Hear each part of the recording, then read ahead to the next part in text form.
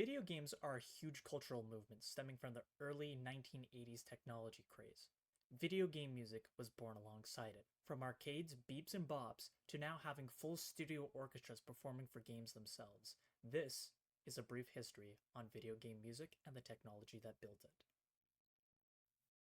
Early video game music was crude and barely a thing in people's minds. Video game music was monophonic, looped, or it was used very sparingly and often drowned out by the sound of other people. This was during the age of the arcade, where the only thing that mattered was how fun your game was and how many quarters you could get people to pump in to keep playing your machine. It wasn't until 1985, with the release of the Nintendo Entertainment System, that things started to shift. The Nintendo Entertainment System, or the NES, was very much an arcade machine inside the comfort of your own home. It had 4 noise channels and 1 PCM channel. So, a quick rundown. Noise channels basically produce white noise. By controlling the wavelength of these noise channels, you could emulate things like percussion, drums, snares, hi-hats, rhythms, and much more.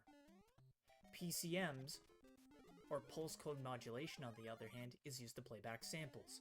A lot of games relied heavily on the PCM channel to play sound effects, as well as game music, which is why sometimes there can be an audible gap when you're playing an old NES game. Closer to the beginning of 1990, games started to become more grander in scope and started to tell fully fledged stories rather than just the fun 15-minute experience you get by popping in a quarter. As this change took shape, video game music itself followed, with composers now trying to make fully fledged soundtracks to go along with these games. Some notable composers of this time are people like Koji Kondo with The Legend of Zelda,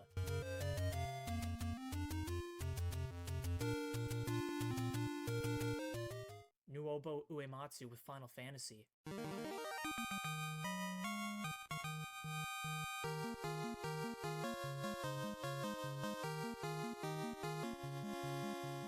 and Hirozaku Tanaka with Metroid.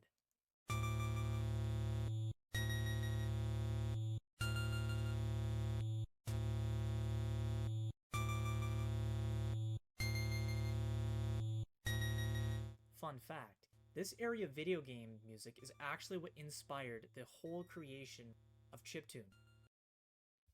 And so, as the change from 8-bit to 16-bit consoles began in the twilight years of the 1980s, their processors improved, and so did their sound cartridges, and along with it, their music.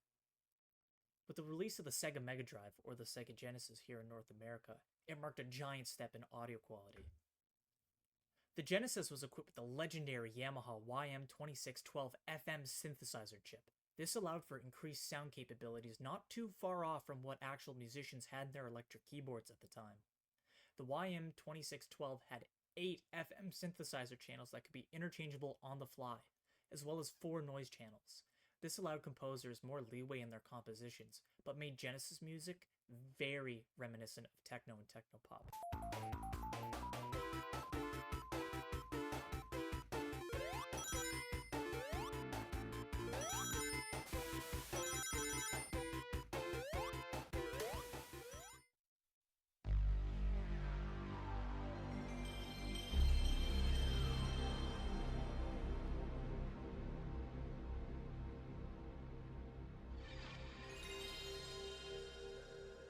With the release of Sony's PlayStation in 1994, gamers now had access to one of gaming's most influential consoles of all time, only outmatched by the PS2 6 years later.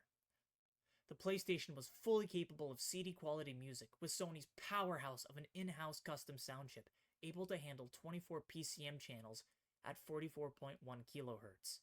That means that it's sampling at roughly 44,000 times per second.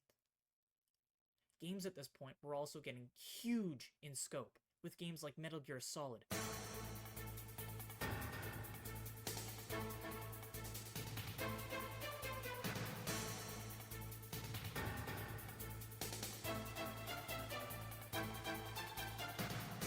Final Fantasy VII,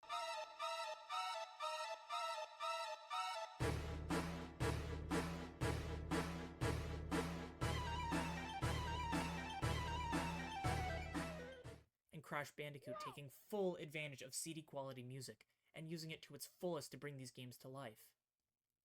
With CDs finally becoming the norm for digital storage, issues related to memory were no longer a concern and allowed for video game composers to come into their own moving into the 21st century, creating legendary pieces of music almost indistinguishable from any other form of music.